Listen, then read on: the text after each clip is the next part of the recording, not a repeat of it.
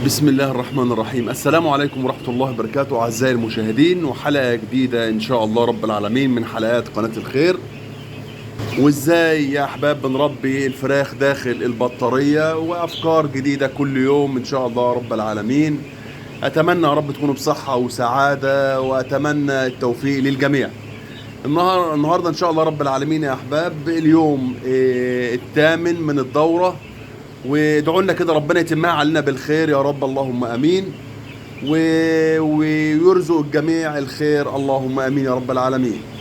المهم يا احباب النهارده اليوم الثامن ده يا احباب ببدا فيه بحط مضاد سموم. اليوم الثامن ببدا احط فيه مضاد سموم. المضاد سموم بدي 12 ساعه مضاد سموم 1 سم على اللتر، وال 12 ساعه التانيين بحط اللي هو غسيل كلوي. الغسيل الكلوي ده يا احباب انا بحب اشتغل بيه اللي هي الحاجات الطبيعيه اللي موجوده دايما على طول قدامنا، زي البقدونس.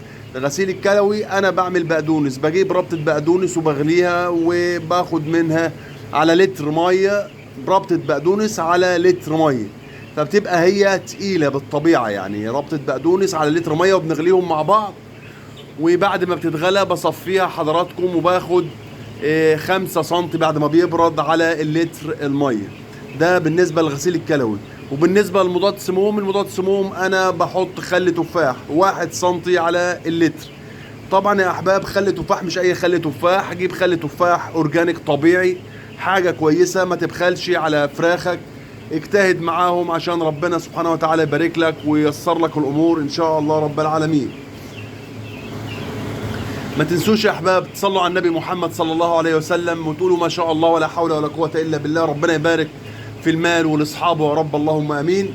واذا كنتم اول مرة تتفرجوا عليا طبعا يسعدني ويشرفني اشتراككم معايا في القناة، واتمنى لكم يا رب التوفيق والخير.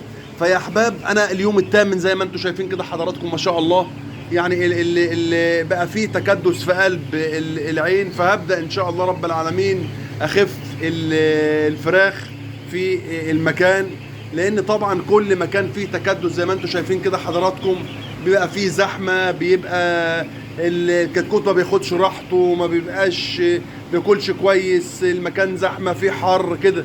فان شاء الله رب العالمين هبدا اخف الفراخ ان شاء الله رب العالمين واحطها في البطاريه ديت بامر الله، لان دايما يا احباب عامل اساسي كبير قوي قوي من نجاح الدوره والتحويل الكويس انك انت بتخف في العدد دايما على طول. كل ما المكان يتزحم انت تخف في العدد على طول اول باول، يعني لغايه ما توصل في قلب العين مثلا ل6 أو 7 كويس قوي في الصيف.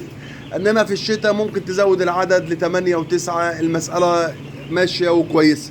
انما طول ما كان في عدد كبير في قلب العين وفي ازدحام في المكان في الصيف خاصة، لا هيسبب لك مشاكل وهيعمل لك مشاكل، وهتلاقي في صرده كتير. يعني من العوامل اللي بتؤدي للصرده ازدحام المكان. وازدحام المكان ده طبعا بيؤدي لمشاكل كبيرة، منها امراض كتيرة، منها التنفسي، ويعمل لك يعني بصراحة هيؤدي معاك لمشاكل كتيرة قوي قوي قوي. طب طول ما حضرتك انت بتخف في العدد كل ما كان في معدل تحويل افضل واحسن. وحضراتكم كل ما بتشوفوا ان العين بدأت تضيق على الكتاكيت، لا تبدأ على طول انك انت تخف الكتاكيت في العين. ودايما على طول بتاخد بالك دايما من الزرق بتاعهم، وتاخد بالك من درجات الحرارة في المكان.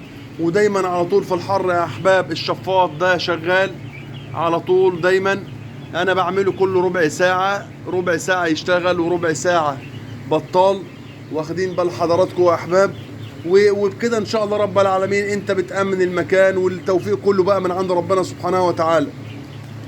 ومن الحاجات المهمة يا احباب برضك خدوا بالكم من المية بتاعكم دايما على طول تتغير كل يوم. المية بتاعتكم دايما تتغير كل يوم، المية دايما على طول تاخد بالك ما تسيبهاش سخنة. المية لو هي لقيت في الحر لقيتها دافية ممكن تجيب حتة تلجة وتحطها فيها. دايما على طول الفراخ حسيت ان هم موحوحين يعني وكلام من ده، يعني انا شغال زي ما حضراتكم عارفين بالبخاخة اللي هي شغالة بيها بالزيت بالزيت النعناع، واخدين بال حضراتكم، والبتادين البشري، وبرش عليهم زي كده حضراتكم على طول، واخدين بال حضراتكم. وان شاء الله رب العالمين يعني ايه، ان شاء الله هجيب خلية تبريد برضك، وده يستحسن طبعا. ولكن يعني هي في البدايات كده يعني لاي مبتدئ واي حد عاوز يربي فراخ بيضة في المكان، يعني اقلم نفسك وكيف نفسك على الامكانيات اللي عندك. وان شاء الله رب العالمين يعني ايه الدورة الجاية هنجيب ان شاء الله خلية تبريد، وان شاء الله رب العالمين ربنا يوفق الجميع، اللهم امين يا رب. وان شاء الله يا احباب ان شاء الله يعني هفضل ادي مضاد سموم ومواد غسيل كلوي لمده 3 ايام، يبقى يوم الثامن والتاسع والعاشر وال11. وبعد كده حضراتكم انا ببدا بقى ايه، اعمل برنامج تجويع. انا بعدي على طول اليوم العاشر، يعني ببدا من اليوم ال11 بجوع. ببدا اجوع عندي الفراخ من عمر 11 يوم او 10 ايام.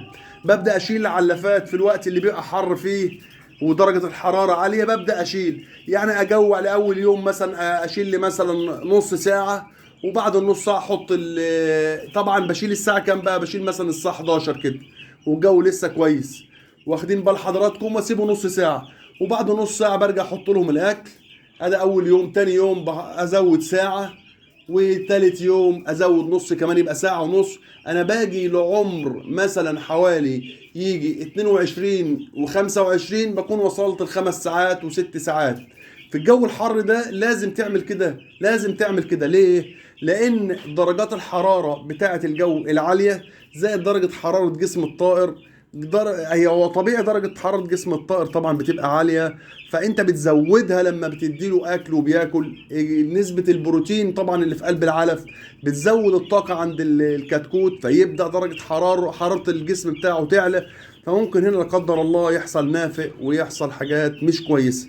فاذا يا احباب العلب بنشيله من بعد 10 ايام. انا ببدا كده على طول نص ساعه، وبعدين نزود كل يوم نص ساعه لغايه ما بوصل والله يا احباب ل6 ساعات. يعني بوصل ان انا اكل حوالي الساعه 6 اخر النهار. وبكده انت بتلاقي الكتكوت معاك او الفرخ معاك داخل في الاكل. وانت هتلاحظ بقى ايه، هتشوف الكتكوت اللي بيخش في الاكل والكتكوت اللي مش داخل في الاكل. هتلاقي الكتكوت الصحيح والكتكوت التعبان، تبدا انت تاخد بالك، تبدا تشخص لو في اي مرض لا قدر الله ولا في اي حاجه. وخدوا بالكم يا جماعه، والله انتوا طول ما انتم مجوعين ما شاء الله ولا حول ولا قوه الا بالله، الكتكوت صحته زي الحديد. فعلا فعلا صوموا تصحوا، صدق رسول الله صلى الله عليه وسلم. فعلا الصيام ده في كل حاجة، عند البني آدمين وعند الطيور وعند الحيوانات، ما شاء الله يعني حاجة طيبة ومفيدة للجسم سواء إنسان أو طير أو حيوان، واخدين بال حضراتكم. وبكده يا أحباب التجويع أنت بتشوف والله العظيم بتشوفوا معدلات تحويل أنتوا عمركم ما شفتوها أساسا خالص. اللي يقول لك ما تجوعش ويخوفك لا هيحصل مشاكل كلام من ده، والله يا احباب بفضل الله انا بحكي لكم عن حاجه انا مجربها بنفسي. فتوكلوا على الله، من بعد اليوم العاشر ابدا جوع. انت هتشوف فرق، هتلاقي حويصله الكتكوت ما شاء الله ملانه وواكل كويس وشبعان وتمام التمام، وهتلاقيه نايم ومرتاح وفل الفل. وبعد ما بياكل بقى مثلا الفرخ بيوصل مثلا بعد 4 ساعات ولا 5 ساعات بعد الاكل تلاقيه بيقوم جاي نايم ومريح. في الفتره دي بقى يا احباب طبعا بعد العصر انت ضلم المكان، ضلم المكان فتره اظلام. هو بقى بينام وبياخد راحته وبيدي لك معدل تحويل جيد. يعني مثلا اذا كان بالفرض الكتكوت بيزيد في المعدل الطبيعي مثلا في اليوم من 30 جرام ل 40 جرام في البدايات، واخدين بال حضراتكم، لا هيدي لك معدل تحويل اكتر صدقوني والله وهتشوفوا بفضل الله. بفضل الله بوصل لنهايه الدوره مثلا انا بوصل لعمر 30 و35 يوم، اقسم بالله بيبقى عندي 3 كيلو ما شاء الله ولا حول ولا قوه الا بالله، واخدين بال حضراتكم، ببرنامج التجويع. التجويع يا احباب. وفي طبعا على طول يعني انا في بعض الاوقات انا بستعمل الادويه البشريه في بعض الحالات لما بشوف اسهالات او بشوف حاجات مش مظبطه في قلب السبله، انا مثلا اسهالات كلام من ده بتاع، انا بقوم جاي داخل ايه بالفلاجيل، الفلاجيل البشري، بحط 5 سم على اللتر الميه. ممتاز ممتاز يا احباب، ده وقايه تحطه مثلا من يوم ال 14 او ال 15، ممتاز.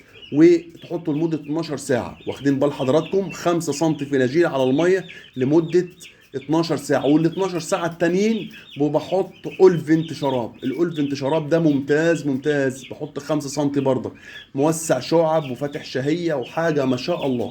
لان الاعمار دي يا احباب بتبقى محتاجه يعني ايه مواليه شويه.